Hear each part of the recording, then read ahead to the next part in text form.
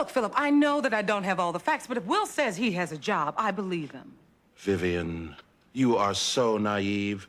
You'd believe that boy if he were to tell you that he was a big rap star whose album just went platinum. Hey, let me talk to you. Let me have a word with you. Niggas doing something else. I hope I'm not disturbing you.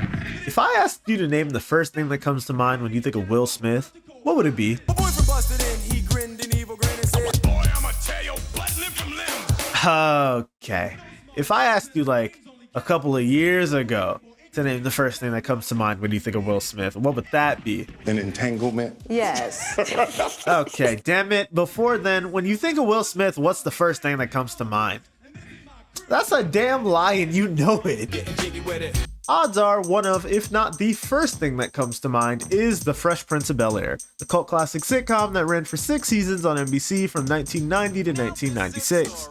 It easily sits in the Black Television Hall of Fame next to shit like Martin, The Wayans Bros, Living Single, fucking Homeboys in Space. Anyways, if you don't know what the show is about, first off, stop watching. This video ain't for you, little bro. Second, just listen to the theme song, nigga. Like, it literally explains the whole plot in the song. yo, home's the Bel-Air. With countless Emmy and Golden Globe nominations, NAACP Image Award wins, a lifetime's worth of money from syndication, and a dramatic reboot that I didn't watch and won't be referencing in this video at all, it's a safe bet to assume that The Fresh Prince is easily one of, if not the most successful pieces of black media to hit the scenes in the past 30 years, bar none.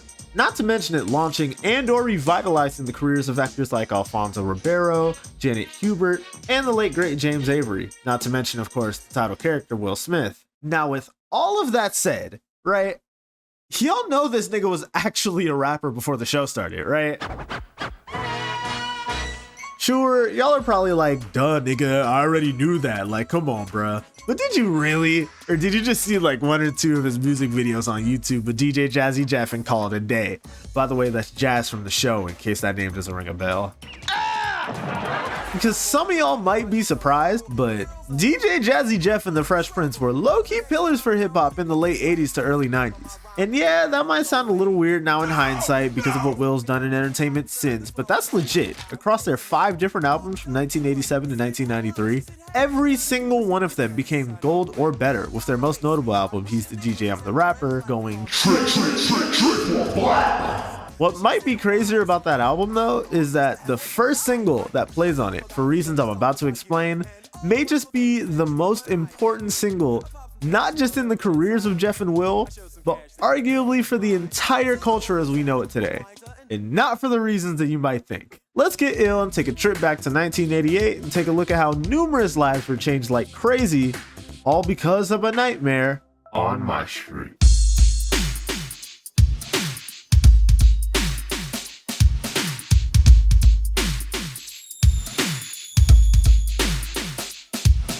So, for context, right, Nightmare on Elm Street was like the de facto scary movie at the time. It was arguably New Line Cinema's crowning achievement to the point where they just kept making more and more and people just kept watching, enjoying, and eating it up for the most part. And of course, when I say people, I really mean the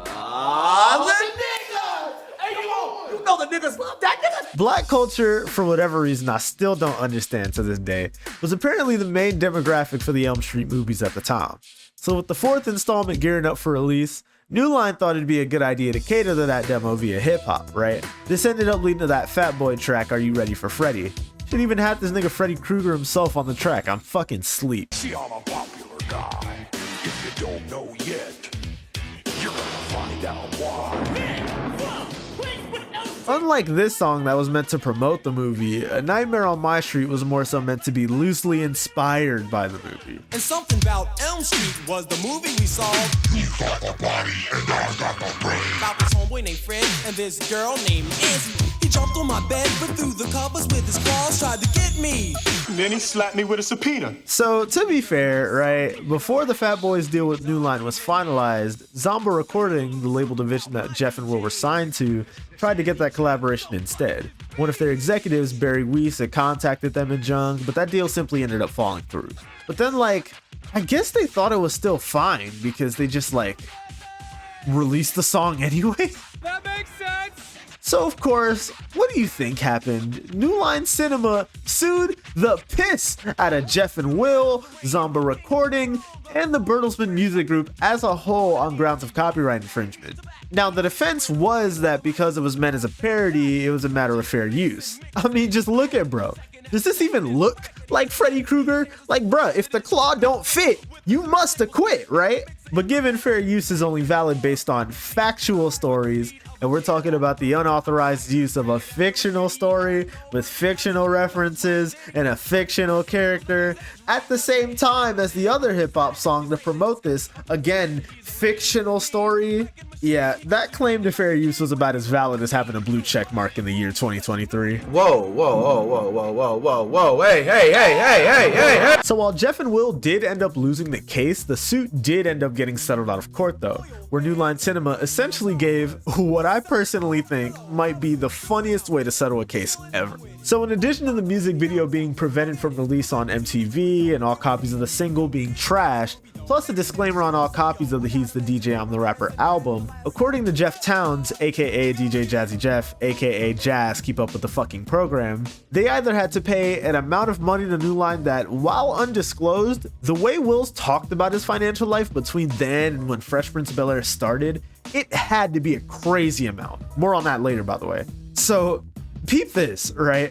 They either had to pay them, which they did, or star in 2 of their movies. Not 1, 2. Am I the only one who thinks it's funny as hell the idea that you can get sued and your punishment is to star in a movie, let alone 2 of them bitches? Like imagine getting arrested for like a DUI or some shit and your punishment is like winning a world title or something.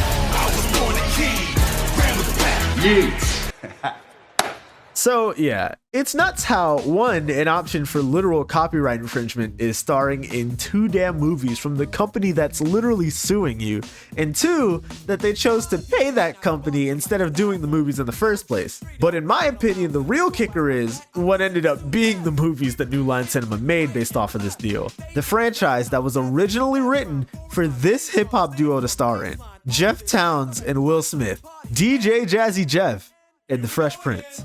The DJ and the rapper. You'll never guess what movie I'm talking about. If my pops finds out I got in trouble in school today, I'm definitely gonna be on punishment. Bruh, no lie, I told this to my homie Sauce the God when I was thinking of making this video, and he straight up said it makes so much sense. Cause like, of course it does. Imagine the year 1990, not too long after arguably their peak in the music industry, they star in a movie meant for the damn culture about a DJ and a rapper getting jiggy with it one time for the one time. It makes sense, bruh. Like, come on. At least it would have, you know, if Jeff and Will weren't like, nah, I'm not gonna do that. So that fact alone probably might have blown y'all's minds if you didn't know, and some of you might be watching thinking about what would have happened if they chose the other route instead, right? As we know, the starring roles were eventually rewritten and passed on to Kid and Play, who knocked it out the damn park for the record, of course. But you can't help but wonder what could have been if Will Smith's first feature film acting role came like 2.5 years earlier, in one of the most culturally significant movies ever at that.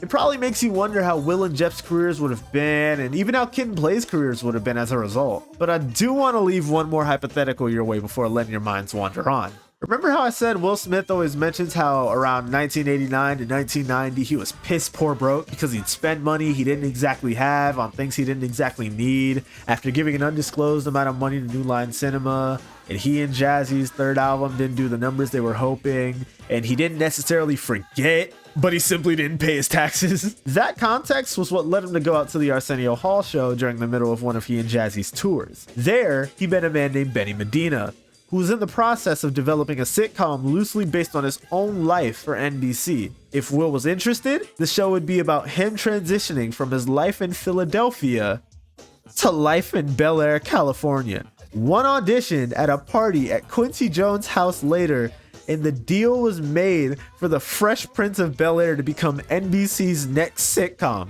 Do you get the point that I'm making here? Absolutely none of this would have happened if Will and Jeff took the deal for the House Party movies, because both projects were filmed relatively close together.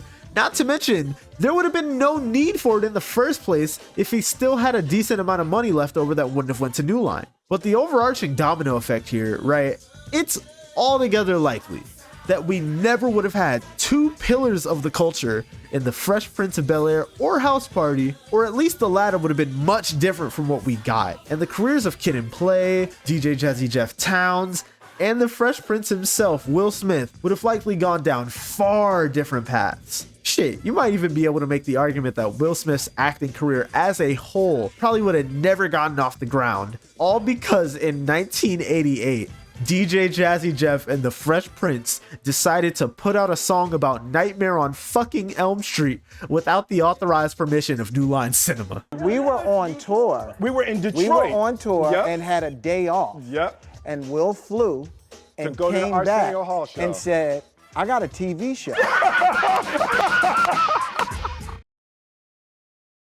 Okay, so there was no real point per se in making this video. I just thought that this was a cool, fun fact that I've been thinking about a lot since I learned about it. And I don't know how many people already knew this, so I just wanted to put it out there, you know? That said, I did really have a lot of fun making this. I might do these more often so you guys don't have to, you know, wait an eternity and a half just for another table read to drop. You getting mugged, kid. No, you're getting mugged. How the hell does that even work? I guess if there was any real takeaway to get from this whole thing though, it's that opportunities can be mad versatile, right? Like even if it seems like a step in the wrong direction, there's always that payoff that you either might not see coming or may not seem like it's up your alley. But then something comes from that opportunity that can change the freaking game as we know it, you know? While the suit for Nightmare on My Street probably cost some big bucks for Jeff and Will, don't forget that their album with this track literally went and the music video did end up surfacing to the world decades later, so you know, everything worked out the way it should. Not to mention, it literally led to the biggest opportunity that opened the door for Will to set a whole new standard in the entertainment medium. So I'd say look at it like this, right? For every New Line Cinema versus Bertelsmann Music Group, there's a Fresh Prince of Bel-Air setup, and eventually an I Am Legend, or Bad Boys, or a Wild Wild West for y'all that are into that and are mad at me for what I said earlier in the video waiting for you. So as basic as it may sound, right? Everything happens for a reason. And trust me, whatever's for you already has your damn name on it. Shit, just ask the Fresh Prince himself, man. He'll tell you. So we made this record, and we put it out, and immediately the movie company sued us, and we were never allowed to release this record.